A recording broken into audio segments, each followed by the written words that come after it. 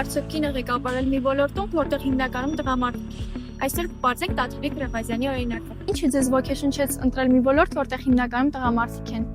Ես երևի չէի հասկացել, որ դες խնդիր կա, դիմել եմ եւ ընդունվել եմ։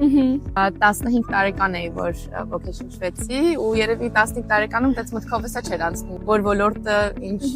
սերի համար է։ Որպես ղեկավար առաջնորդ ո՞րն է եղել ամենաբարդ բանը, որը հանդիպել եք ձեր ճանապարհին։ Ամենամեծ բարդությունը եղել է, երբ որ պետք է օդային տարածքը ղեկավարեինք 44 օրյա պատերազմի ընթացքում։ Դա եղել է իմ ամենամեծ վախը։ Բայց երբ որ արդեն մեջն ես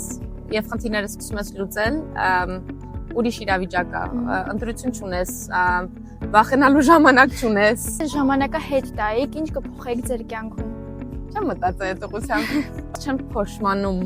որոշ քայլեր, որ անում եմ։ Երբ որ անում եմ, ուրեմն ճիշտ քայլը էդ է։ Մանավանդ կարիերայի հետ կապված։ Ինչ խորհուրդ կտայիք այն երիտասարդներին, որոնք կարծրատիպերի պատճառով կասկածում են մտնել այլ ոլորտ։ Հաճախ մենք այնպես վախեր ունենք, որ իրական չենք, որ մեր ուղեղում ենք մենք այդ վախերը ստեղծում կամ այդ սահմանափակումները ստեղծում։ Երբ որ ինձ առաջարկեցին այդ աշխատանքը, ես այդ պահին չգիտեի, որ ես կլինեմ առաջին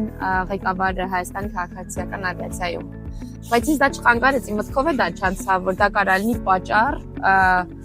այդ ոլորտը չմտնելը։ Ամեն ոլորտում շատ ճիշտ կլինի տղամարդիկ լինեն, կանայք լինեն, որտեղ մենք տարբեր բաներ ենք բերում եւ դա մեծ արդյունքի կարող բերի, եթե ճիշտ իրար հետ համագործակցենք։ Իսկ ո՞րն է առաջնորդի քո իդեալը։ Կիսվիր մեկնաբանություններում։